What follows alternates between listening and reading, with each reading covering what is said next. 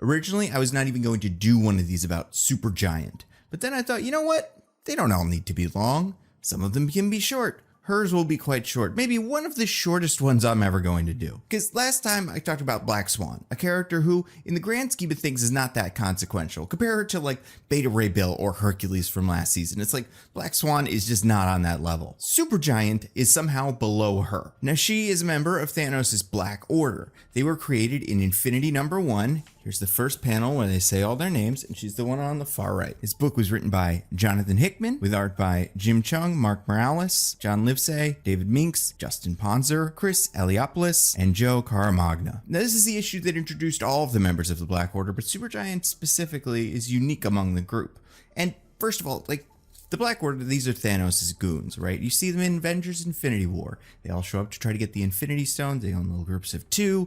Some of them seem to have relationships. It's that kind of thing where you see one and go, oh, that's the big one. That's the smart one. That's the one with the stabby weapon. That's the one with the other stabby weapon. But like they're one of those kind of defined teams where you can look at each character after a second, go, oh, I see what this one's deal is. And then you kind of move on. You would assume because Thanos is such a consequential character in Marvel Comics that these guys are also pretty consequential. I mean, the Infinity Gauntlet story is one of the most well-known stories in all of comics. Thanos getting the Infinity Gauntlet, snapping away half of all life in the universe because he wants to impress the woman that is death. That is one of the all-time great Marvel Comics stories.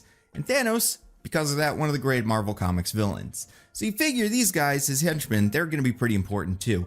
Except they did not show up on the scene until this book. They were not here for the Infinity Gauntlet or any of that other stuff he did until he tried to get his son Thane back. And then he brought these guys. Now this team is called the Black Order. However, they're also called the Cull Obsidian. Now I'll get to this a little bit more next video, but this makes sense to talk about with Supergiant.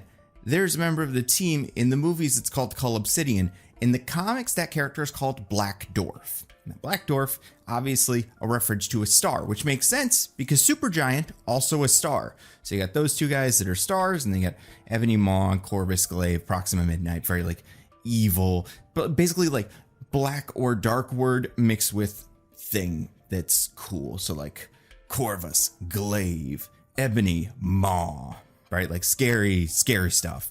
But then you have Supergiant and Black Dwarf, and that works together. But I imagine, just to simplify everything, instead of putting 5 members of the Black Order into Infinity War, they chose to leave one out. And the one that got left out is Supergiant for a reason that we will explain. But that left only Black Dwarf having the star name, and this name that kind of sounds weird when you compare it to all of these other ones. So I think that's why they went, oh, you know what, we could call him something else. Let's go with Cull Obsidian. I bet if Supergiant was there, they probably would have stayed with both names. I also think knowing that Black Swan is going to show up, it's not great to have a character named Black Swan and then Black Dwarf. Like, everybody should have different names. But so when we meet the Black Order in Infinity War, Thanos has already assembled this group. He's sending them to do the thing that I don't remember if at this point we know, but they're trying to find his son who is somewhere on Earth. They're looking for the members of the Illuminati. Supergiant, for example, goes to the Xavier Academy. Eventually, everyone starts fighting. It's not incredibly important. Ebony Maw finds Thane and they go do their own thing, while Thanos and the rest of the Black Order fight everybody else. Supergiant manages to take control of Black Bolt's mind, which is very good because Black Bolt is very, very dangerous. He has a voice that can destroy a mountain or something like that. He's very, very, very powerful. So she's able to telepathically kind of use him as a weapon against the rest of the Illuminati. And at this point, part of the Black Order's plan is to use these bombs that were in Necropolis, which is a part of Wakanda that's never really come up in the movies. But Supergiant and Black Bolt are there, and Maximus shows up, who has been a bad guy, Maximus the Mad from Inhumans, and he turns on one of the bombs. Maximus has Lockjaw, the teleporting dog, and Lockjaw teleports Supergiant and the bomb to a distant planet where they explode. And Supergiant dies. So like every other member of the Black Order comes back. They have like another story, at least one other story, and other characters like Black Swan eventually join the Black Order. Supergiant does not. Supergiant will show up again in the Avengers No Surrender event, where she shows up as sort of a mental projection of herself, almost like a telepathy ghost, but she's also defeated there and we never see her again. Like I referenced in last video, a Black Order series, 5 issues of just the Black Order going and doing a mission. Supergiant is not in it because Supergiant is dead and they're never able to bring her back from the dead, and they don't really seem to care. They're not like super interested in it. And that's really it with this character. There's not really much to her. She's the least important member of the Black Order. Her powers are somewhat defined. We don't know what planet she's from, what alien race she is part of. We don't even know if Supergiant is her real name. because she exploded. She's never obviously been in the movie. She actually did make it onto the Guardians of the Galaxy animated series. In an episode called Undercover Angle, the Guardians encounter Supergiant while pretending to be part of the Nova Corps.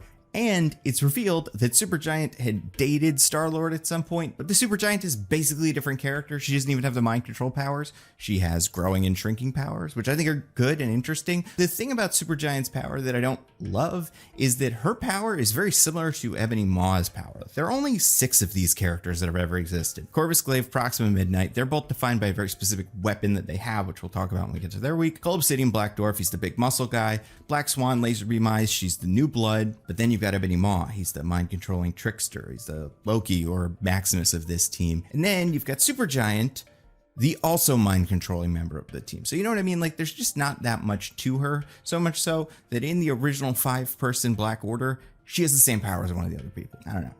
I don't think it's a humongous loss that we never saw Supergiant come back, and I totally understand why they didn't bother putting Supergiant in the movie. To be fair, we could see Supergiant in the future, especially if Thanos ever comes back with a new Black Order. I would not be surprised if she's part of it, but I also just don't think that's a priority at this point. In Marvel Snap, Supergiant is a 4-cost 5 power, with the on reveal of all cards played next turn do not reveal until the end of the game.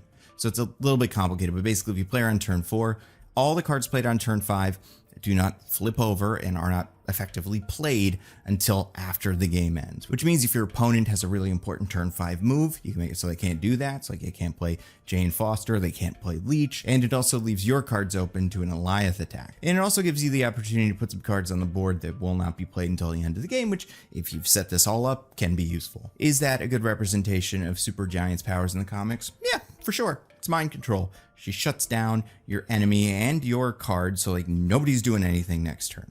I think that is something that feels right. I think Ebony Maw, which we'll get to, has mind control, and I'm actually going to talk about him in a future video. And I do think their mind control powers work different. Ebony Maw is very one-to-one. He picks a person and infiltrates their brain, whereas Supergiant feels like it's more of a superpower that you're just kind of throwing out there, using it for this, and then this guy, and then this guy, and then this guy. Like, I don't have a great word to describe this. It's not tactical, but it's just like less personal. And yeah, I don't know. She's cool looking. She's blue. She has one variant.